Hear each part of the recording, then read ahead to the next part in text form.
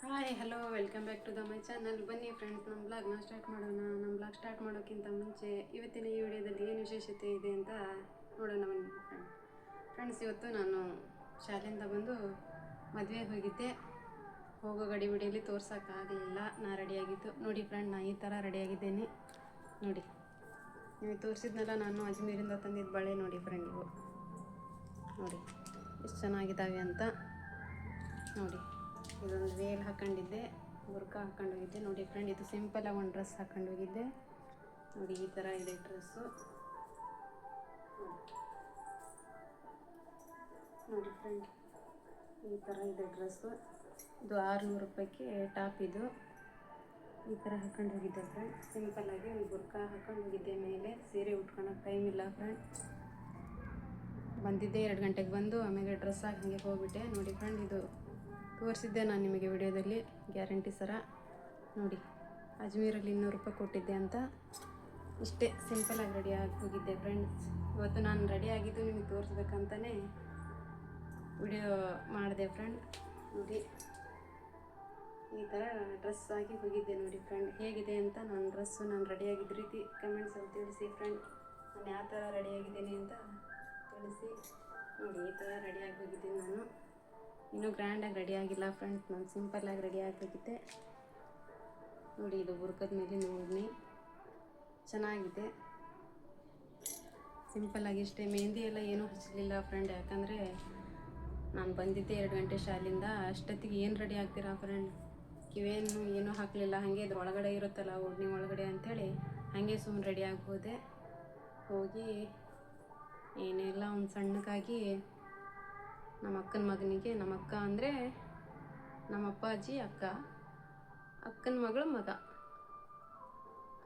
ಒಂದು ಇವತ್ತು ವಲೀಮಾಯಿತು. ನಿನ್ನೆ ಮದುವೆಗೆ ಹೋಗೋಕ್ಕಾಗಲಿಲ್ಲ ಫ್ರೆಂಡ್, ಅದಕ್ಕೆ ವಲೀಮಕ್ಕೆ ಹೋಗಲಿಲ್ಲ, ಅಂದರೆ ಬೈತಾಳೆ ಅಂಥೇಳಿ ಹೋಗಿದ್ವಿ. ಹೋಗಿ ಏನಿಲ್ಲ, ಒಂದು ಸಿಂಪಲ್ಲಾಗಿ ಒಂದು 500 ರೂಪಾಯಿದಲ್ಲಿ ಒಂದು ಗಿಫ್ಟ್ ತಗೊಂಡು ಹೋಗಿ ಕೊಟ್ಟು ಬಂದ್ವಿ ಫ್ರೆಂಡ್. ಏನು ವಿಡಿಯೋ ಮಾಡೋಕ್ಕಾಗಲಿಲ್ಲ, ಯಾಕಂದರೆ ಯಾತಕ್ಕೆ ಬೇಕು ಫ್ರೆಂಡ್, ಅವ್ರದ್ದೆಲ್ಲ ಸ್ವಂತ ವಿಷಯ. ನಾವು ಯಾಕೆ ಅವ್ರ ತಲೆ ಕೆಡಿಸ್ಕೊಂಡು ಅವ್ರಿಗೆ ವಿಡಿಯೋ ಮಾಡ್ಬೇಕು ಫ್ರೆಂಡ್? ಏನಾರು ಅಂದರೆ ಸರಿ ಅಲ್ಲಲ್ಲ. ನಮ್ಮದು ವಿಷಯ ಏನಿದ್ರು ಸ್ವಂತ, ನಾವು ಏನಿದ್ರು ಇದು ಮಾಡ್ಕೋಬೇಕಲ್ಲ. ಅದಕ್ಕಾಗಿ ಏನು ಮಾಡೋಕ್ಕೆ ಹೋಗಲಿಲ್ಲ ಫ್ರೆಂಡ್. ಹೋಗಿ ಈಗ ಏನೂ ಇಲ್ಲ. ನೋಡಿ, ಈಗ ಆ ಕಡೆಯಿಂದ ಬಂದು ಏನಾದರೂ ಈಗ ಸಾರು ಮಾಡಬೇಕು. ಸಾರು ಮಾಡಿಲ್ಲ, ಇನ್ನು ಅನ್ನ ಮಾಡಬೇಕು. ಸಂಜೆ ಆಗಿ ಹೋಯಿತು, ನಮಾಜ್ ಹೊತ್ತಾಯಿತು. ಗಡಗಡ ಏನಾದರೂ ಕೆಲಸ ಮಾಡ್ಕೋಬೇಕು ಫ್ರೆಂಡ್. ಪಾತ್ರೆ ಎಲ್ಲ ತಿಕ್ಕಿ ಕಸ ಹೊಡೆದು ಇಟ್ಟು ಹೋಗಿದ್ದೆ. ಈಗ ಅಡುಗೆನೇ ಮಾಡೋದು ಫ್ರೆಂಡ್. ಅಡುಗೆ ಸ್ವಲ್ಪ ಸಾರಿದೆ, ಆದರೂ ಆ ಸಾರಿನೂ ಒಂದು ಫ್ರೆಶ್ ಆಗಿ ಮಾಡ್ತಾ ಇರಬೇಕು ಫ್ರೆಂಡ್. ಹಿಂದಿಂದು 2 ದಿನದ್ದು 3 ದಿನದ್ದು ಏನೂ ಸಾರು ತಿನ್ನಲ್ಲ ಫ್ರೆಂಡ್ ನಮ್ಮ ಮನೆಯವರು. ಫ್ರೆಶ್ ಆಗಿ ಸಾರು ಮಾಡಬೇಕು. ಅದಕ್ಕೆ ಏನಾದರೂ ಒಂದು ಸ್ವಲ್ಪ ಬೇಗ ಸಾರು ಮಾಡಿ, ಬೆಳಗ್ಗೆ ಅದರಲ್ಲಿ ಶುಕ್ರವಾರ ಮಾರ್ನಿಂಗ್ ಕ್ಲಾಸ್ ಬೇರೆ. ಅದಕ್ಕೆ ಏನು ಮಾಡಬೇಕು, ಬೆಳಗ್ಗೆ ಒಂದು ಪಲಾವ್ ಗಿಲಾವ್ ಹಚ್ಚಿ ಅದನ್ನೇ ನಮ್ಮ ಮನೆಯವರು ಏನಾದರೂ ರೊಟ್ಟಿ ಗಿಟ್ಟಿ ಏನಾದ್ರು ಮಾಡಬೇಕು. ಕೆಲ್ಸಕ್ಕೆ ಹೋಗ್ತಾರೆ, ನೋಡೋಣ. ಬೆಳಗ್ಗೆ ಈಗೇನು ತಯಾರಿ ಮಾಡ್ಕೊಳಕ್ಕಾಗಲ್ಲ, ಏನು ಮಾಡೋಕ್ಕಾಗುತ್ತೋ ನೋಡೋಣ. ಮಾಡಿ ಒಂದು ಸ್ವಲ್ಪ ಬೆಳಗ್ಗೆ ತಿಂಡಿಗೆ ಏನಾದರೂ ರೆಡಿ ಮಾಡಿಟ್ರೆ ಆಯ್ತಲ್ಲ. ಏನಿಲ್ಲ, ಸ್ವಲ್ಪ ಏನು ಸಾರು ಮಾಡ್ಬೇಕು ಅನ್ನೋದೇ ಒಂದು ಯೋಚನೆ ಇದೆ. ಎಲ್ಲಿಯಾದರೂ ಹೋಗಿ ಬಂದರೆ ಒಂಥರ ಟಯರ್ಡ್ ಆಗಿಬಿಡ್ತೇವಲ್ಲ ಫ್ರೆಂಡ್. ಏನು ಮಾಡ್ಬೇಕು ಅನ್ನೋದೇ ಗೊತ್ತಾಗಲ್ಲ. ಏನು ಕೆಲಸ ಮಾಡಬೇಕು, ಏನು ಬಿಡಬೇಕು ಅನ್ನೋದೇ ಒಂದು ದೊಡ್ಡ ಇದಾಗಿಬಿಡುತ್ತೆ. ನೋಡಬೇಕು ಏನು ಮಾಡಬೇಕು ಏನು. ಕುಂಬಳಕಾಯಿ ಇದೆ, ಸುಮ್ಮನೆ ಹಾಗೆ ಬೇಳೆ ಸಾರು ಮಾಡಿಬಿಡ್ತೀನಿ. ಕುಂಬಳಕಾಯಿ ಹಾಕಿ ಮಾಡಿದರೆ ನಾಳೆ ಮಧ್ಯಾಹ್ನವರೆಗೂ ಆಗುತ್ತೆ. ಏನಾದರೂ ಆಮ್ಲೆಟ್ ಗಿಮ್ಲೆಟ್ ಏನಾದರೂ ಹಾಕ್ಕೊಟ್ಟು ಬಿಡ್ತೀನಿ ನಮ್ಮ ಮನೆಯವರಿಗೆ. ರಾತ್ರಿದಂತೂ ಆಯ್ತಲ್ಲ. ನೋಡಿ ಫ್ರೆಂಡ್, ಇನ್ನೂ ಸೀರೆ ಗಿರೆ ಒಳ್ಳೆ ಸೀರೆ ಇದ್ದಾವೆ. ನಾನು ತೋರಿಸಿದ್ದೆ ನಿಮಗೆ ವಿಡಿಯೋದಲ್ಲಿ ಸೀರೆ ಎಲ್ಲ ನನ್ನವು ಹೇಗಿದ್ದಾವೆ ಅಂತ. ಅದನ್ನು ಉಟ್ಕೊಂಡು ಹೋಗಿ ಟೈಮ್ ಆಗಲಿಲ್ಲ ಫ್ರೆಂಡ್ ನನಗೆ. ತುಂಬಾ ನಮ್ಮ ಮನೆಯವರು ಕೂಡ ಇವತ್ತು ಮಧ್ಯಾಹ್ನ ಅವರು ಕೂಡ 2 ಗಂಟೆಗೆ ಬಂದಿದ್ದಾರೆ. ಬೆಳಗ್ಗೆ ಹೇಳಿ ಹೋಗ್ತಿದ್ರೆ ನಾನು ರೆಡಿ ಆಗ್ತಿದ್ದೆ ಬೇಗ, ಒಂದು ಅರ್ಧ ಗಂಟೆ ಬೇಗ ಒಂದು ಟೀಚರಿಗೆ ಹೇಳ್ಕೊಂಡು. 2 ಗಂಟೆಗೆ ಫೋನ್ ಮಾಡಿದರೆ ಆವಾಗ ಬಂದು ಯಾವಾಗ ನಾನು ಡ್ರೆಸ್ ಮಾಡಿ ಹೋಗಬೇಕು ಫ್ರೆಂಡ್. ಅದಕ್ಕೆ ಈ ಥರ ಸಿಂಪಲಾಗಿ ಮಾಡ್ಕೊಂಡು ಹೋದೆ. ಆದರೂ ಬುರ್ಕಾ ತೆಗಿಯೋಕ್ಕೆ ಹೋಗಲಿಲ್ಲ, ಬೈತಾರೆ. ಈ ಥರ ಸಿಂಪಲ್ ಡ್ರೆಸ್ ಉಟ್ಕೊಬಂದಿಯಲ್ಲ ಅಂತ ನಮ್ಮ ಅಕ್ಕ ಬೈಯಾಕೆ ಕುಂತ್ಬಿಡ್ತಾಳೆ. ಅದಕ್ಕೆ ಏನು ಸಿಂಪಲ್ಲಾಗಿ ಹೋಗಿ ಸುಮ್ಮನೆ ಊಟ ಮಾಡ್ಕೊಂಡು ಗಿಫ್ಟ್ ಕೊಟ್ಟು ಮದುಮಗನಿಗೆ ಅಲ್ಲಿಂದ ಬಂದಿದ್ದೆ ಫ್ರೆಂಡ್. ಮತ್ತು ಸಂಜೆ ಆಯ್ತಲ್ಲ, ಮನೆ ಕೆಲಸಗಳು ಇರ್ತಾವಲ್ಲ ಫ್ರೆಂಡ್. ಅದಕ್ಕೆ ಬೇಗ ಬಂದು ಏನಾದರೂ ಸಾರು ಮಾಡ್ಕೊಂಡ್ರೆ ಆಯಿತು ಕೆಲಸ. ಹೇಗಿದೆ ಫ್ರೆಂಡ್ ಕಮೆಂಟ್ಸಲ್ಲಿ ತಿಳಿಸಿ. ನನ್ನ ಡ್ರೆಸ್ ಹೇಗಿದೆ ನೋಡಿ ಫ್ರೆಂಡ್. ಡ್ರೆಸ್ ಚೇಂಜ್ ಮಾಡಿದೆ ಈಗ ನೋಡಿ, ಈ ಥರ ಡ್ರೆಸ್ ಚೇಂಜ್ ಮಾಡಿದೆ. ಅಷ್ಟು ಹಗುರ ಆಯಿತು ಫ್ರೆಂಡ್. ಒಂಥರ ಎಲ್ಲ ಉಟ್ಕೊಬಿಟ್ರೆ ಒಂಥರ ಮೈ ಎಲ್ಲ ಒಜ್ಜೆ ಆಗ್ಬಿಡುತ್ತೆ ಫ್ರೆಂಡ್. ಹಾಗೆ ನೋಡಿ ಫ್ರೆಂಡ್, ಮದುವೆ ಮನೇಲಿ ಇದೊಂದು ವಾಚ್ ಸಿಕ್ತು. ಯಾರ್ದಾಯ್ತೋ ಏನೋ, ನಮಗೂ ಬರೋ ಗಡಿ ಬಿಡಿಲಿ ಯಾರ್ದಂತ ಕೇಳೋಕೆ ಹೋಗ್ಬೇಕು ಫ್ರೆಂಡ್. ಬರೋ ದಾರಿಲಿ ಸಿಕ್ಕಿದ್ದು. ಈಗ ಸ್ಟೇಜ್ ಮುಂದೆ ಬಂದ ಮೇಲೆ ಸಿಕ್ತು. ಯಾರಂತ ಹೆಂಗೆ ಕೇಳೋಣ, ಸುಮ್ಮ ತಗೊಂಡು ಬಂದ್ವಿ ನೋಡಿ.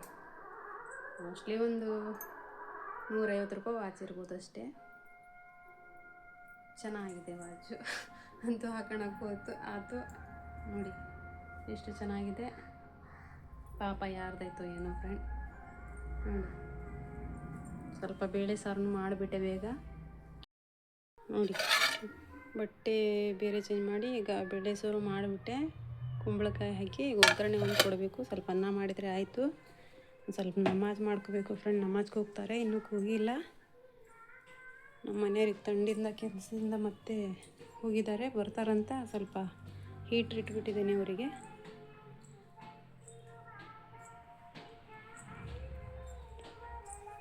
ನೋಡಿಲ್ಲ, ಕಸ ಕಡ್ಡಿ ಎಲ್ಲ ಹೊಡೆದ್ಬಿಟ್ಟೆ.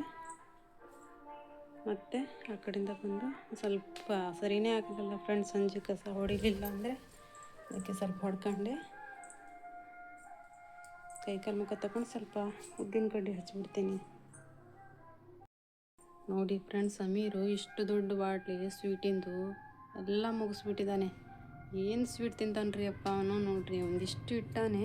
ಆ ಜಾಮೂನೊಂದು ಇದೊಂದು ತಂದಿದ್ದ. ಜಾಮೂನಂತೂ ಎಲ್ಲೋ ಕಾಣ್ತಾನೆ ಇಲ್ಲ, ಆ ಡಬ್ಬ ಕೂಡ ಕಾಣ್ತಾ ಇಲ್ಲ. ಎತ್ಲಾಗ ಹೋಗ್ಬಿಡ್ತೋ ಏನೋ ಖಾಲಿಯಾಗಿ.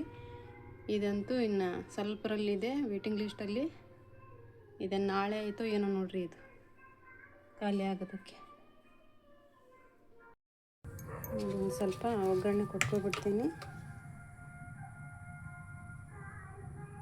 ಒಗ್ಗರಣೆ ಕೊಟ್ಟರೆ ಚೆನ್ನಾಗಾಗೋದಲ್ಲ ಬೇಳೆ ಸಾರು ಫ್ರೆಂಡ್ಸ್. ಇಲ್ಲ ಅಂದರೆ ಸರಿಯೇ ಆಗೋಲ್ಲ. ಸ್ವಲ್ಪ ಒಗ್ಗರಣೆ ಕೊಟ್ಕೊಬಿಟ್ರೆ ಒಂದು ಸ್ವಲ್ಪ ಅನ್ನ ಮಾಡಿದರೆ ಸಾಕು. ಒಂದು ಸ್ವಲ್ಪ ಅನ್ನ ಇದೆ ನೋಡಿ ಫ್ರೆಂಡ್. ನಮ್ಮ ಗೋಡೆ ಎಲ್ಲ ವಿಡಿಯೋದಲ್ಲಿ ಒಂಥರ ಟೈಲ್ಸ್ ಥರ ಕುಂತ್ಬಿಟ್ಟಿದೆ. ಇಲ್ಲ ಅಂದರೆ ಮೊದಲೇ ಒಂಥರ ಅಸಹ್ಯ ಆಗ್ತಿತ್ತು. ಗೋಡೆ ಮೇಲೆ ಎಣ್ಣೆ ಸಿಡ್ದು ಈಗ ನೋಡಿ ಎಷ್ಟು ಚೆನ್ನಾಗಿ ಕಾಣ್ತಾ ಇದೆ ಅಂತ. ನಿಜವಾಗ್ಲೂ ಟೈಲ್ಸ್ ಅನ್ಬೇಕು, ಆ ಥರ ಬರುತ್ತೆ ಫ್ರೆಂಡ್ ಇದು ವಿಡಿಯೋದಲ್ಲಿ. ಏನು ಮಾಡ್ತೀರಾ, ಸದ್ಯಕ್ಕೆ ಇದೆ ನಮ್ಮ ಟೈಲ್ಸ್. ಈಗ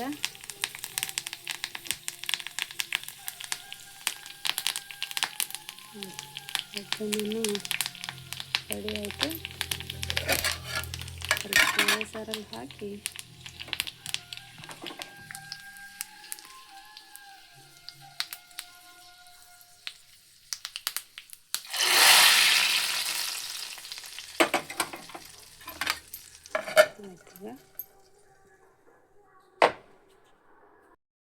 ನೋಡಿ ಫ್ರೆಂಡ್, ಸ್ವಲ್ಪ ಅಕ್ಕಿ ಆರಿಸ್ತಾ ಇದ್ದೀನಿ.